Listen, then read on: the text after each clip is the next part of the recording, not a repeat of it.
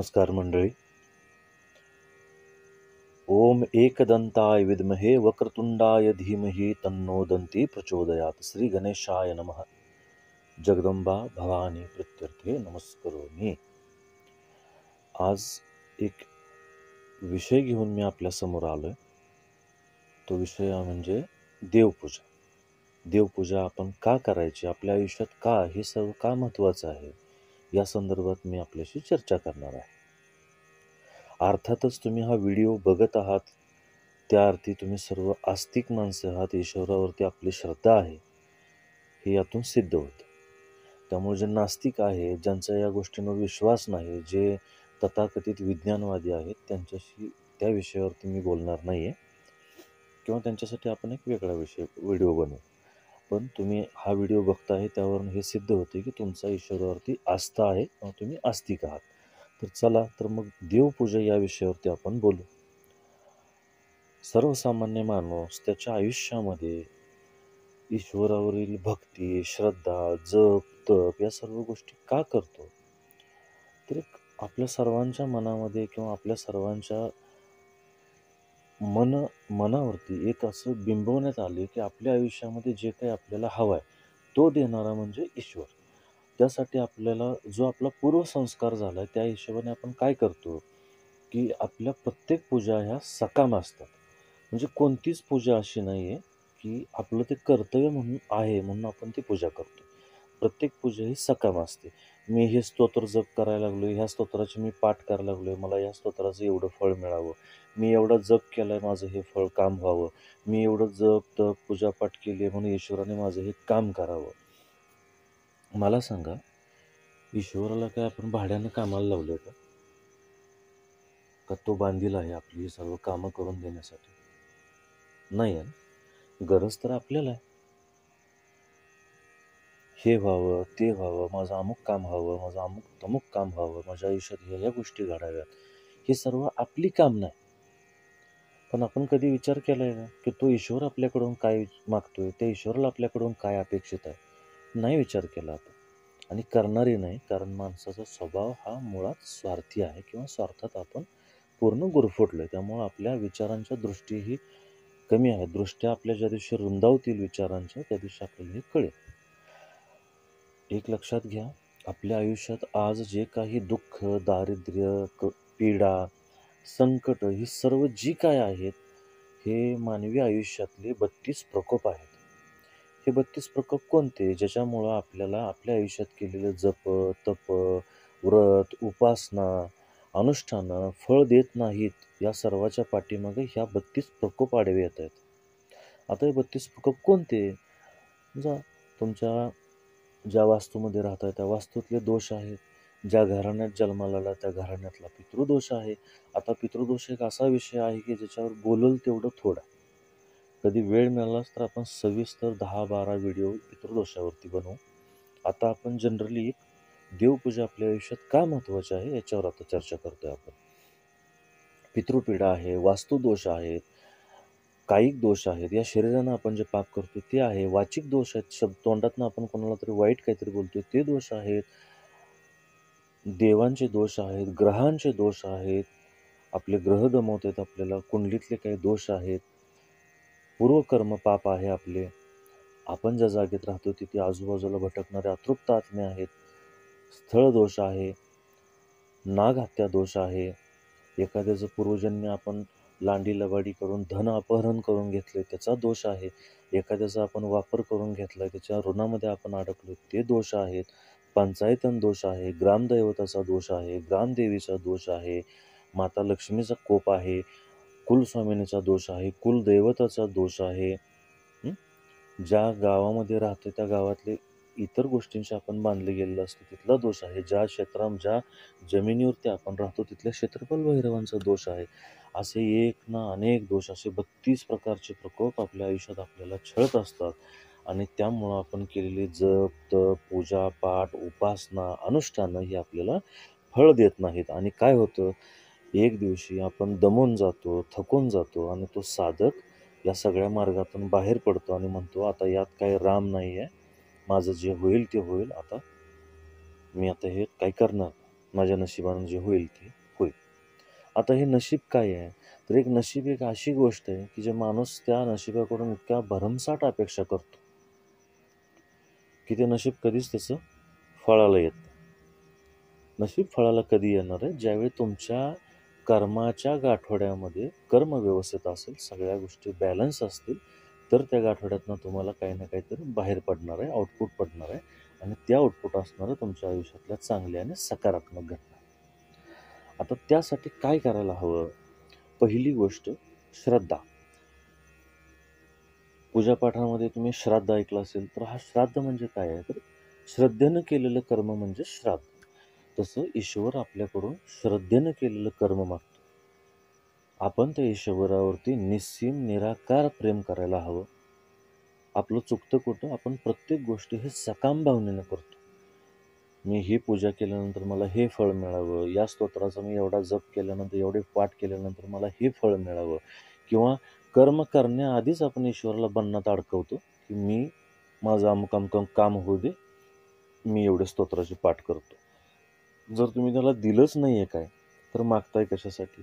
आणि म्हणूनच एक लक्षात घ्या, ज्या ईश्वरानं आपल्याला एक सदृढ शरीर दिले, न मागता दिवसातले 24 तास दिलेत, न मागता हा अखंड श्वास चालू आहे, त्या ईश्वरानं आपल्याला इतकं काही दिले की आपण त्याची तुलनाच करू शकत नाही किंवा त्याची परतफेडच करू शकत नाही. ज्या ईश्वरानं निस्वार्थपणे तुम्हाला इतक्या साऱ्या काही गोष्टी दिलेत, त्या ईश्वराला कृतज्ञता म्हणून आपण भेट देणार आहोत. ती आपली भक्ती आहे. ती भक्ती कशी हवी? काम्य नको आहे, निष्काम स्वरूपात हवी. निष्काम म्हणजे कशी हवी? तर तू माझा आणि मी तुझा. आपण फक्त ईश्वरावर प्रेम करत राहायचं. थोडक्यात सांगायचं तर आपण एकतर्फी प्रेम करू ईश्वरावरती. कारण ईश्वर तर आपलाच आहे, त्यानंच आपल्याला जन्माला घातले, आपण त्या ईश्वराचे लेकरच आहोत. आता करायचं आहे फक्त एवढंच की आपल्याला त्या ईश्वरावर एक निस्सीम प्रेम करायचं. आता हे निस्सीम आणि निराकार एकतर्फी प्रेम म्हणजे काय? तर मी एक उदाहरण देऊन तुम्हाला समजावून सांगतो की समजा एक लहान मुलगा, तो अतिशय कटकटी आणि आक्रस्थळी स्वभावाचा आहे. तर गावात एक यात्रा भरलेली असेल, तर घरातले लोक त्याला एकतर यात्रेला नेणारच नाहीत किंवा घेऊन गेलेच, आणि त्या ठिकाणी ती पोरगं मला एखादी गाडी पाहिजे म्हणून जर रडायला लागलं, तर आपण काय करू? त्याला नाही म्हणून सांगू. पहिल्यांदा नाही म्हणून सांगू, नंतर रागावू, नंतर एखादी कानाखाली पण मारतील. एवढं सगळं करून पण तो आक्रस्थळी पोरगा काही ऐकायचं नाव घेत नाही. शेवटी जमिनीवर पडून पाय घासायला चालू करतो, रडायला चालू करतो. त्यावेळी नाइलाज म्हणून आई वडील रागाच्या भरात त्याला गाडी घेऊन देतील. पण ते गाडी घेऊन देण्यामध्ये ते प्रेम नसणार आहे. ते दुष्ण देऊन किंवा रागाच्या भरात त्याने दिलेली ती गाडी असणार आहे. भलेही ती गाडी मिळाली म्हणून त्या लेकराच्या चेहऱ्यावरती थोड्या वेळासाठी हसू असेल, आनंद असेल, पण तो आनंद हा तामसिक आनंद आहे. आता सात्विक आनंद कशा प्रकारचा असणार आहे? समजा एखादा सात्विक प्रवृत्तीचा भक्त म्हणजे सात्विक प्रवृत्तीचं बाळ आहे, ते यात्रेत गेलं, अगदी निस्सीम निराकार आहे, आईवडिलांच्या हाताला धरून यात्रेतनं फिरतंय, ते काहीच मागत नाही, काही खायला मागत नाही, कुठलं खेळणं मागत नाही, काही मागत नाही. शेवटी आईवडिलांनाच दया येईल आणि ते म्हणतील, बाळा तुला काय हवं आहे, कुठली गाडी हवी आहे? कारण ते बाळ एकदम शांत प्रवृत्तीचं असणार आहे, त्यामुळे आईवडीलच त्याला म्हणणार आहे तुला कुठली गाडी हवी.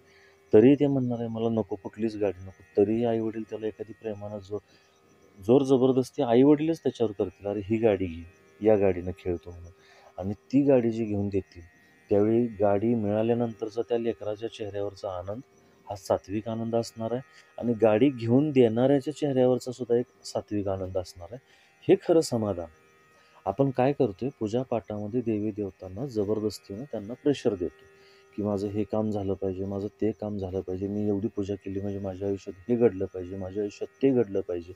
हा सगळा अट्टहास सोडून द्या. कारण ज्या ईश्वरानं न मागता तुम्हाला भरभरून एवढं सारं काही दिलं, एक साधी कृतज्ञता म्हणून त्याच्यासाठी तुम्ही पूजा द्या आणि बघा आयुष्यात किती सकारात्मक बदल येतो. का बदल येतो? कारण ज्या ईश्वरानं तुम्हाला एवढं सगळं काही न मागता दिले, त्या ईश्वराच्या प्रती कृतज्ञतापूर्वक एक उपकार फेडायसाठी म्हणून जर तुम्ही त्याला पूजा दिली निस्वार्थपणे, तर तो ईश्वर तुमच्या पूजेनं आणखी खुश होईल. खुश होण्याचा अर्थ आहे तो आणखी बली होईल, आणि बली झाल्यानंतर तुम्हाला ज्यानं ज्या ईश्वरानं पहिल्यांदा न मागता जे काही दिलं होतं ते आणखी दुप्पट गतीने तो देईल. आणखी दुप्पट गतीनं देण्यासाठी त्याला जे बळ मिळेल ते बळ असणार आहे तुमची पूजा. आणि तुम्ही जशी ही पूजा देणार आहे तसा तो ईश्वर तो बली होणार आहे. आणि या बली होण्याचा परिणाम असा असणार आहे की आपल्या आयुष्यामध्ये पहिल्या ज्या गोष्टी होत्या त्या गोष्टी आणखी सकारात्मक पद्धतीने आपल्या आयुष्यात वाढ घेतील. इथपर्यंतचा भाग लक्षात आला असेल तर सर्व माझ्या मित्रमैत्रिणींना, भगिनींना मी परत एकदा नमस्कार करतो. माझ्या अल्पबुद्धीनं मला जिथपर्यंत ज्ञान झालं तिथपर्यंत मी आपणास हे आपल्यापर्यंत पोहोचवण्याचा प्रयत्न करतो. यात काही कमी अधिक त्रुटी राहून जात असतील तर ते भगवती चरणी मी समर्पित करतो त्या चुका. तीच मला सद्बुद्धी देऊ आणि आणखी जास्तीत जास्त ज्ञान आपल्यापर्यंत पोहोचवण्याचा माझा प्रयत्न भगवतीच्या कृपेनं सार्थक हो हीच तिच्या चरणी प्रार्थना. आता महत्त्वाचा मुद्दा देवपूजा या विषयावरती येतो. आपल्या आयुष्यात आपण ज्या काही देवपूजा करतोय, पूजापाठ करतोय, या सर्व पूजापाठामध्ये सर्वात महत्त्वाचा भाग आहे तो म्हणजे सकारात्मकता असली पाहिजे. त्यानंतर असली पाहिजे श्रद्धा. आता श्रद्धेनंतर आणखी एक महत्त्वाचा मुद्दा येतो जो आपल्या आयुष्यातून गायब झालेला आहे किंवा आपल्या पूर्वजांना शास्त्र समजून घ्यायचा कंटाळा आला आणि त्यामुळे ते ज्ञान आपल्या पुढच्या पिढींमध्ये लोप पावलेलं आहे. पहिल्या 2 गोष्टी तर तुम्ही आतमध्ये डेव्हलप करू शकता. कोणत्या? एक सकारात्मक की मला हे करायचं आहे, मला माझ्या कल्याणासाठी हे करायचं. दुसरा आहे तो भाव श्रद्धेचा. तर ही श्रद्धा आपोआपच आपल्यामध्ये तयार होणार आहे. काही वेळेला ती संकट आल्यानंतर श्रद्धा तयार होईल, काही वेळेला ईश्वरावरती प्रेम जडेल, त्या प्रेमातनं आपली श्रद्धा बळकट होईल. पण तिसरा जो विषय महत्त्वाचा आहे तो आहे आपल्या आयुष्यामध्ये असणारी पूजापाठाच्या दरम्यान असणारी किंवा पूजापाठ न करताही दिवसाच्या 24 तासांमध्ये आपल्या आयुष्यातून जो भाग बराचसाच गायब झाला आहे तो म्हणजे पावित्र्य. आता हे पावित्र्य म्हणजे काय आहे? तर शास्त्राने कमीत कमी मी अध्यात्माबद्दल बोलतोय, बाकीच्या पावित्र्याबद्दल मी नाही बोलणार. पण आध्यात्मिक जप, तप, साधना करणाऱ्या सर्व लोकांसाठी हे पावित्र्याचा जो विषय आहे तो बंधनकारक आहे. पहिला विषय आहे तामसिक पदार्थांचा त्याग, म्हणजे नशिल्या पदार्थांचा आणि मांस या गोष्टींचा तुम्हाला त्याग करावा लागेल, कारण हे तुमच्या आयुष्यामध्ये तामसिकता तयार करते. तामसिकता नको असेल किंवा तामसिकतेला घालवायचं आहे म्हणून आपण नशा आणि मांस याचा त्याग करतो. दुसरा विषय आहे पावित्र्य. तर तो पावित्र्य कशा पद्धतीचं पाहिजे आपल्याला? तर पूजापाठामध्ये आपण स्वच्छ अगदी अंगावरती नीटनेटके कपडे परिधान केलेले पाहिजे. अगदी शक्य झालं तुम्हाला तर तुम्ही धोतर किंवा सोवळ्यामध्ये पूजा करा, अतिउत्तम. स्त्रियांना काही अडचण नाही, ते जशा आहेत तशा पूजा करू शकतात. जशा अंगावर कपडे आहेत तसे, त्यांना वेगळ्या वस्त्रांची आवश्यकता नाही. त्यानंतरचा महत्त्वाचा विषय येतो की लघुशंका. तर आपल्याला बऱ्याच वेळा सवय असते की आपण लघुशंकेला जाऊन आलो तर काही लोक पाणीच घेत नाही आहेत पायावरती. तर शास्त्राने काही नियम घालून दिले की जो एक साधक आहे त्याच्यासाठी तर हे महत्त्वाचं आहे की लघुशंका करून आल्यानंतर पायावर पाणी घेणे, हात धुणे आणि 4 वेळेला चूळ भरणे. त्यावेळी आपला अशुद्धपणा निघून जातो. त्यानंतरचा विषय येतो हा, आपण समजा प्रातविधीसाठी बाहेर गेलो तर प्रातविधी करून आल्यानंतर पूर्ण अंघोळ करावीच लागेल. आणि अंघोळ करत असताना प्रातविधीला जाण्यापूर्वी म्हणजे शौचविधीला जाण्यापूर्वी आपल्या अंगावर जे वस्त्र होते त्या वस्त्रांचा तुम्हाला त्याग करावा लागेल आणि पूर्ण अंघोळ करावी लागेल. तरच तुम्ही परत देवपूजा करण्यास लायक आहात. म्हणजे तुमच्या लक्षात आलं असेल की शौचविधीला जाऊन आल्यानंतर हातपाय धुतले, चूळ भरली आणि नंतर पूजेला बसलं तर ती पूजा ईश्वराला ग्राह्य नाही. तर या महत्त्वाच्या गोष्टी आहेत की ज्या पूजापाठामध्ये आपण पाळल्याच पाहिजेत. त्यानंतर बाकीचे जे काही दोष येतात, आपले स्पर्श दोष आहेत, प्रवासादरम्यानचे दोष आहेत, एकमेकांना स्पर्श होतो, या सगळ्या गोष्टी थोड्या गौण आहेत, पण तिथेही शुद्धता पाळणं अतिमहत्त्वाचं आहे. यानंतर महत्त्वाचा विषय इकडे वळतोय देवपूजा. आता आपण देवपूजेला बसलो तर आपल्या देवपूजेला जे जे काही साहित्य लागतं ते आपण घ्या.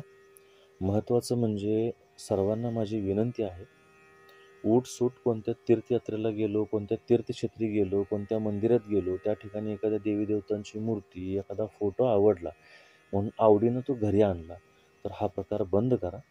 कारण ज्या देवी देवतांची तुम्ही प्रामाणिकपणे सेवा देऊ शकत नाही, ज्या देवी देवतांना तुम्ही दिवसातले सगळे उपचार अर्पण करू शकत नाही, त्या देवी देवतांना जोर जबरदस्तीनं घरात आणून बसवू नका.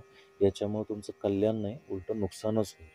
कारण समजा वाटेत एखादा तुम्हाला मित्र गाठ पडला किंवा पाहुणा गाठ पडला, त्यांना तुम्ही आवर्जून घरी बोलवलं, त्यांना सोबत घेऊन घरी आलात, सोफ्यावर बसवलं, आल्या आल्या पहिल्या दिवशी चहा पाणी दिला, नाश्ता दिलं, जेवण केलं, संध्याकाळी मुक्कामाचा आग्रह धरला, त्यांनी मुक्काम पण केला. हा पहिला दिवस आपल्याला सवय आहे. दुसऱ्या दिवशी आपण त्या पाहुण्यांना परत विचारपूसच नाही केली, जेवणार का, झोपता का, तुमच्यासाठी अंथरूण घालून देऊ का, तुमच्या अंघोळीला पाणी काढू का, तुम्ही नाश्ता करणार का, तुमची आवड निवड, तुमची कोणतीच चौकशी नाही झाली, तर दुसरा दिवस, तिसऱ्या दिवशी पाहुणा तुमच्या घरी थांबणार नाही, तो निघून जाईल. आणि तो जाताना काही तुम्हाला आशीर्वाद देऊन निघून जाणार नाही, उलटा तुम्हाला शिव्याशाप देऊन निघून जाईल. त्यामुळं हा नियम आपल्या देवी देवतांच्या बाबतीतही लागू पडतो. ज्या देवी देवतांचे तुम्ही सर्व सोपस्कार विधिवतपणे आपल्या घरी करू शकता, एवढ्याच देवी देवतांना आपल्या देवाऱ्यामध्ये स्थान द्या. या व्यतिरिक्त कोणत्याही देवी देवतांना आवर्जून घरात आणू नका.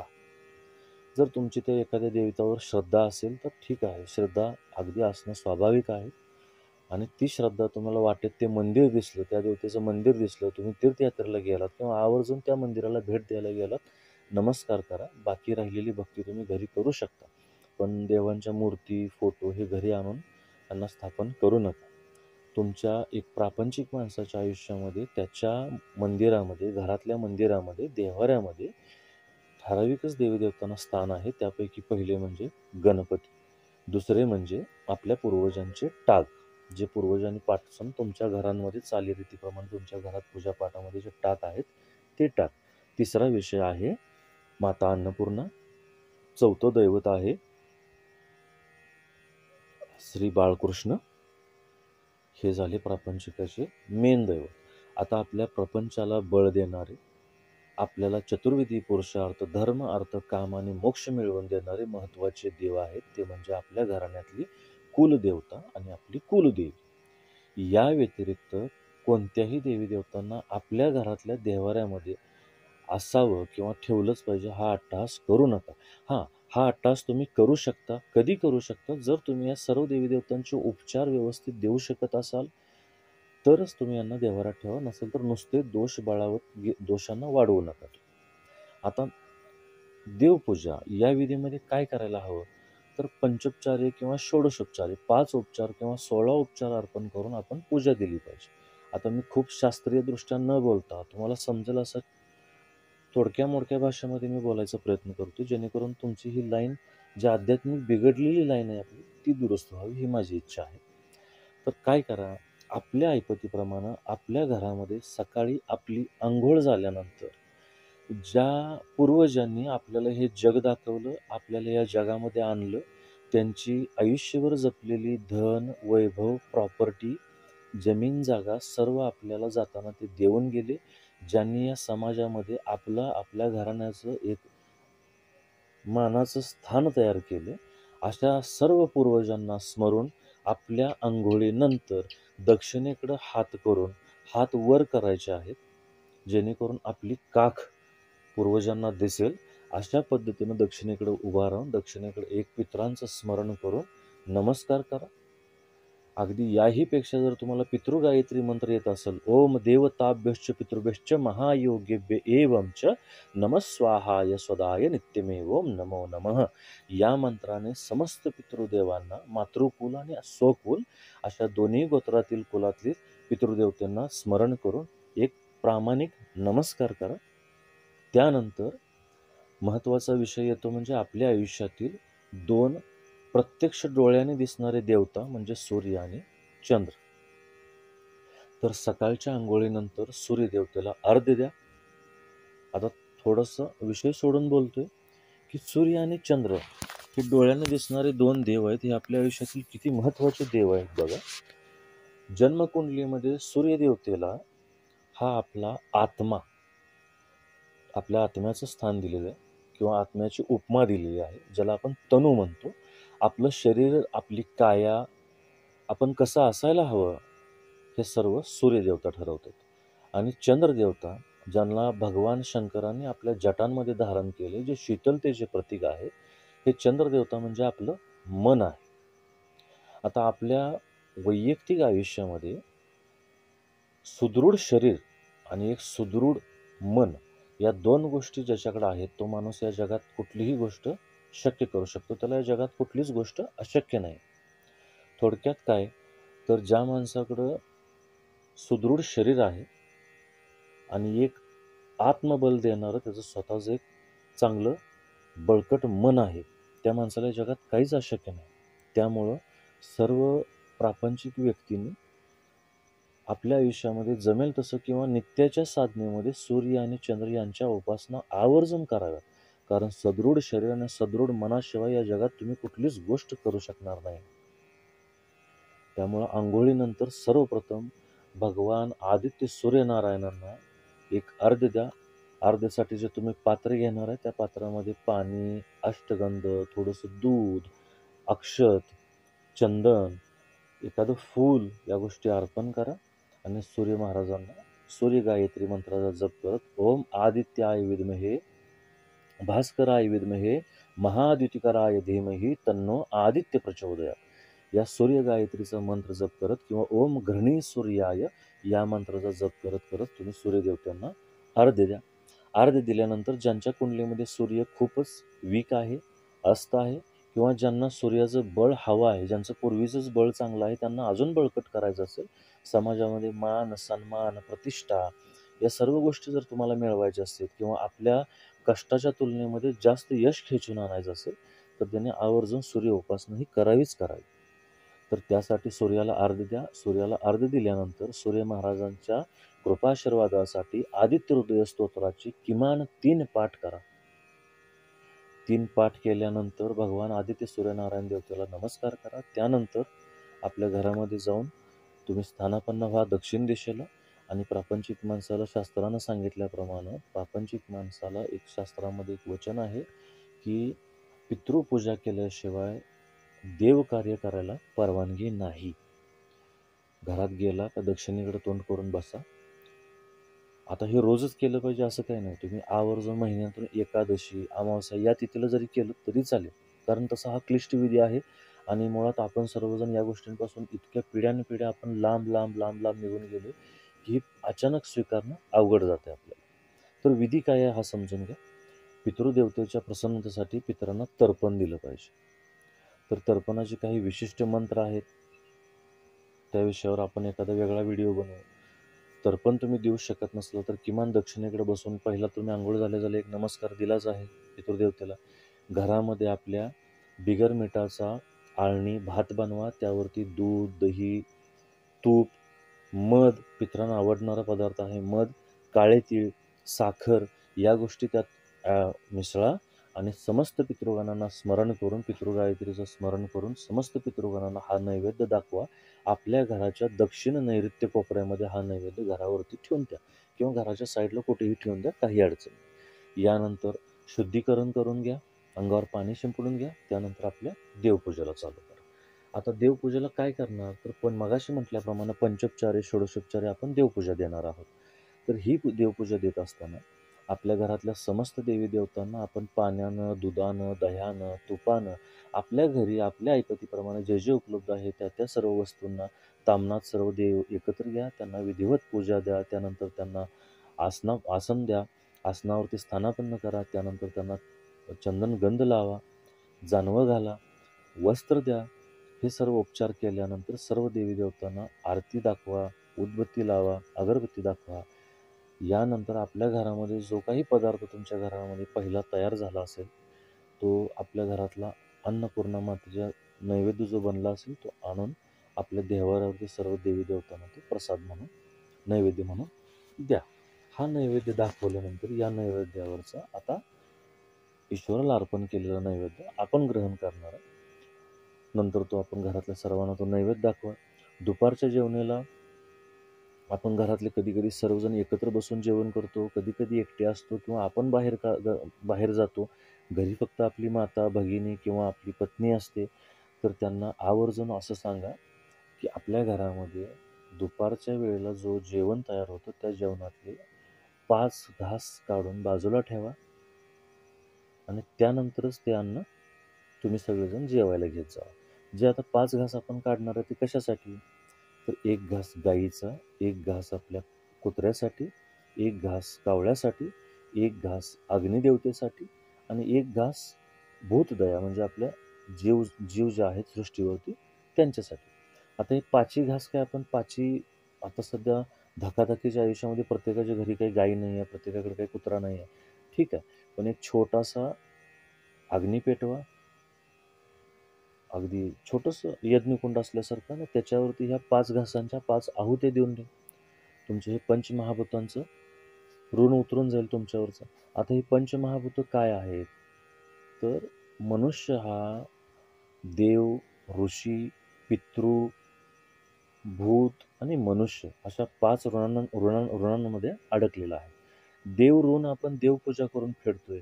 ऋषी ऋण आपण शास्त्र वाचून, वेद, पुराण, ग्रंथ यांची पारायण करून आपण ऋषी ऋण फेडतोय. मनुष्य ऋण दारात एखादा माणूस आला, दारातनं एखादा माणूस काहीतरी मागायला आला, त्याला आपण मदत करतोय, दानधर्म करतोय. एखादा भुकेलेला आहे, रस्त्यावर कोणीतरी बसलाय, ज्याला तहान लागली आहे, भूक लागली आहे, त्याला आपण अन्न पुरवतोय. हे मनुष्य ऋण उतरवतोय. आता हे भूत ऋण काय आहे? तर हे भूत ऋण आहे पंचमहाभूत ऋण. पंचमहाभूतामध्ये अग्नी, वायू, जल या सर्व तत्वांची आपण सेवा करतो. या सर्व तत्वांनी हे ब्रह्मांड बनले आणि या ब्रह्मांडाला शांत करण्यासाठी किंवा या ब्रह्मांडाकडून सात्विक ऊर्जा आपल्याला मिळावी म्हणून आपण या ब्रह्मांडाला बली करतोय. त्यासाठी हे पंचमहाभूतांचा हा घास. या पंचमहाभूतांच्या या घासामध्ये आपल्या अग्नीला जे काही 5 घास जाणार आहे त्यातून आपले पंचमहाभूतांचे ऋण पण उतरणार आहेत आणि हे मगाशी म्हटल्याप्रमाणे देव ऋण, ऋषी ऋण, पितृ हे पण उतरणार आहे. त्यामुळं अग्नीला आपल्या घरातल्या चुलीवरचा शिजलेला हा नैवेद्य अग्नीला अर्पण केलेला अतिशय चांगला. बऱ्याच लोकांना आठवत असेल की आपले पूर्वज, आपली आजी, पणजी जेवण बनवत असताना चुलीवर बनवलेली पहिली चपाती किंवा पहिली छोटीशी भाकरी तवा उचलून खाली अग्नीमध्ये अर्पण करत होते. का करत होते? तर हे एक संस्कार होता त्यांच्यावरती. भलेही त्यांना माहीत नव्हतं की मी हे का करतो, पण त्यांना त्यांच्या आईवडिलांनी, त्यांच्या आजोबांनी, पणजोबांनी सांगितलं होतं आणि ते डोळं झाकून ते करतच होते. त्यांना कोणी सांगितलं होतं हे करा, ते करत होते आणि त्यांचं कल्याण होतच होतं. कालांतरानं आपल्याला शास्त्रावरचा, देव, देश आणि धर्मावरचा विश्वास कमी झाला किंवा आपण नास्तिकवादी व्हायला लागलो आणि त्यामुळे आपल्या आयुष्यात संकट वाढायला लागले. ज्या जुन्या चालीरीती, परंपरा आहेत त्या आहे तशा जशाच्या तशा स्वीकारणं हे आपल्यासाठी कल्याणदायक आहे, कल्याणकारी आहे. कारण बऱ्याचशाच गोष्टींची प्रश्नोत्तरं ही अनुत्तरित आहेत. कारण काही गोष्टींची उत्तरच सापडत नाहीत की हे का आणि कशासाठी. पण आपले पूर्वज ते करत होते आणि ते करत होते म्हणून त्यांच्या आयुष्यात तेवढी सकारात्मकता होती. उदाहरणार्थ बघा, एखादा शेतकरी, पहिल्या काळातला एखादा शेतकरी जर शेतात धान्य पिकवत असेल तर तो शेतकरी म्हणायचा की या शेतात पिकलेल्या सगळ्या धान्यातल्या 4 आणि धान्यावरती पक्ष्यांचा अधिकार आहे. कारण ईश्वरानं ती एक सिस्टीम बसवलेली आहे. नंतर कालांतरानं आपण गोपन घेऊन पक्ष्यांना उडवून लावायला लागलो शेतात. जर समजा आपण पक्ष्यांना शेतातनं उठवून घालवायला लागलो तर पक्षी जगणार कुठून? पक्षी व्यवस्थित जगले तर सृष्टीचं कालचक्र सगळं व्यवस्थित चालणार. आणि म्हणताना आपले पूर्वज शेतात ज्वारी, गहू, बाजरी लावल्यानंतर पक्षी पोटभर खाऊन गेले तरी कोणीही त्यांना दगड मारत नव्हतं किंवा गोफण मारत नव्हतं. त्यातनं जे राहील ते आपलं. थोडक्यात एक मी ऐकलेली कथा सांगतो. आपली जी टिपण चालते पेरण्यासाठी त्या टिपणीला 3 पाईप असतात. बऱ्याच शेतकरी बांधवांना माहीत असेल. तर जुने शेतकरी बोलायचे की हे जे 3 एका टिपणीमध्ये जिथं आपण धान्य सोडतो त्याला 3 पाईप असतात खाली. या 3 पाईपवर 3 वेगवेगळे अधिकार आहेत. पहिला हिस्सा आपल्या दारात मागायला जे लोकं येतात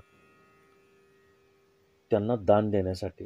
दुसरा हिस्सा या ब्रह्मांडामधले जे काही जीव आहेत, पशु, पक्षी त्यांनी धान्य पोट भरण्यासाठी दुसरी पाईप आहे आणि तिसरी पाईप जी आहे त्यातलं धान्य माझं आहे. हे शेतकरी त्याच्यावर हक्क दाखवायचे. तिसऱ्या पाईपातनं जे धान्य खाली पडते ते माझं आहे. पहिली दान देण्यासाठी, दुसरी पक्ष्यांसाठी आणि तिसरं माझा. एवढे आपले पूर्वज उदात्त विचार करणारे होते. निस्वार्थपणे, निसंकोचपणे निसर्गावर प्रेम करत होते आणि म्हणून ईश्वर त्यांच्यावर भरभरून कृपा करत होता. आता आपला स्वभाव कसा बनलाय? आपल्याला फक्त पाहिजे, नुसतं पाहिजे आणि ह्या पाहिजेच्या नादामध्ये आपण द्यायलाच विसरून गेलोय आणि म्हणून आपल्या आयुष्यामध्ये संकट वाढायला लागली. आता परत मुद्द्याकडे येतोय. आपल्या ज्या विषयावर चर्चा चालू आहे त्यावरती, की देवपूजा.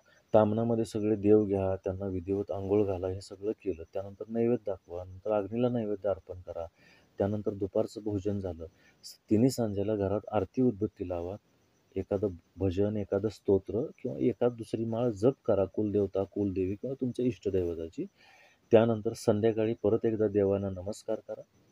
देवांचा पडदा ओढा, देवांना झोपी जायला सांगा आणि मग आपण स्वतः निद्रिस्त व्हा. किमान एक प्रापंचिक माणूस ज्याची दिनचर्या खूपच व्यस्त आहे, तो एवढ्या गोष्टी तरी करूच शकतो किंवा त्यानं करायलाच हव्यात. आणि या जर तो करू शकत नसेल तर दिवसात त्याला ईश्वरानं जे भरभरून 24 तास दिलेले आहेत ते काहीच कामाचे नाहीत किंवा तो त्या 24 तासांच्या बदल्यामध्ये कृतज्ञता व्यक्त करण्याच्या लायकीचाच नाही असं म्हणायला काही हरकत नाही. कारण जो ईश्वर निस्वार्थपणे तुम्हाला 24 तास देतोय, त्यातले 24 मिनिटं फक्त रिटर्न द्यायचे आहेत तुम्हाला त्या ईश्वराला. कशासाठी? तर त्यानं जे न मागता आपल्याला भरभरून दिले त्याच्याप्रती कृतज्ञता व्यक्त करण्यासाठी म्हणून आपण ते 24 मिनिटं व्यतीत करायचे. आणि असं करू तर पर्यायाने ईश्वर बली होईल आणि ईश्वर बली झाला तर कालच्या आयुष्यामध्ये आपल्या जे काही ईश्वरानं आपल्याला दिलं होतं त्यापेक्षा तो आणखी जास्त आपल्याला देण्याचा प्रयत्न करेल. कारण देणाऱ्याकडे तर असायला हवं. तो कधीपर्यंत तुम्हाला देणार आहे? देणाऱ्याचं तुम्ही फक्त घेत बसलाय, पण जो द्यायला लागलाय त्याला तुम्ही रिटर्न गिफ्ट काहीतरी दिली पाहिजे ना, तर त्याचा तुमच्यावर कृपाश्रद होईल, तर तो तुमच्यावर प्रसन्न होईल, तर त्याची तुमच्यावर मर्जी होईल आणि मग तो तुम्हाला भरभरून देईल. आणि म्हणून आपल्या आयुष्यामध्ये देवपूजा महत्त्वाची आहे. आजपर्यंत आपण ज्या पूजापाठ करत आलो त्या सगळ्या काम्य होत्या. थोड्या वेळासाठी आयुष्यामध्ये काम्यपूजा बाजूला ठेवा. हां, काम्यपूजाला माझा विरोध नाही आहे, कारण प्रत्येक माणसाच्या आयुष्यामध्ये दुःख, संकट हे सगळे आहेतच. पण ज्या ज्या वेळेला शक्य आहे त्या त्या वेळेला त्या ईश्वरावर आपलं प्रेम म्हणून आपण त्या ईश्वराची लेकरं, तो ईश्वर माझा आणि मी त्याचा. माझं तुझ्यावर निस्वार्थपणे प्रेम करतोय मी त्या ईश्वरावरती, म्हणून निस्वार्थ भावनेनं त्या ईश्वरावरती वेड्यासारखं प्रेम करा आणि त्याला निस्वार्थ भावनेनं पूजा देऊन बघा. तो ईश्वर तुमच्या आयुष्यामध्ये सुख, शांती सगळं काही भरभरून देईल आणि या सगळ्यात महत्त्वाचा भाग म्हणजे तुम्हाला एक चांगली मानसिक शांतता प्रदान करेल. हे खूप महत्त्वाचं. आणि परत एकदा सांगतो की प्रत्येक मनुष्यानं आयुष्यामध्ये पितृसेवा ही केलीच पाहिजे. सदृढ शरीर, निकोप शरीर आणि निकोप मनासाठी सूर्य आणि चंद्राची आराधना ही केलीच पाहिजे. कारण एक सुदृढ मन आणि सुदृढ शरीर ज्यावेळी एकत्र येतं त्यावेळी या जगातले सर्वात किचकटमधलं किचकट, अशक्यमधली अशक्य गोष्ट ही शक्य करून दाखवण्याची त्या देहाला, त्या जीवाला शक्ती प्राप्त होते. जर मनच शुद्ध नसेल, मनामध्ये चांगले विचार नसतील, मन जर दोषयुक्त विचार करत असेल तर त्या शरीराकडून चांगली कर्मच घडणार नाहीत. त्यासाठी सूर्य आणि चंद्राची उपासना करा, पितृदेवतेची सेवा करा. वेळ मिळालाच तर खूपच लवकर मी आपल्यासाठी पितृदोषावरती भरपूर काही बोलणार आहे, कारण भरपूर काही बोलण्यासारखं आहे. कारण अलीकडच्या काळामध्ये सर्व प्रापंचिक माणसाच्या आयुष्यामधील सर्व दुःखांचं एकमेव कारण आहे पितृदोष. एकमेव पितृदोष असा आहे की आपल्या आयुष्यातील जी काही संकट आहे त्यातला 90% भाग आहे तो पितृदोषामुळे आहे. बाकीचे 10% जे आहेत ती कुलदेवता आणि कुलदेवी आणि वास्तुदोषामुळे आहे.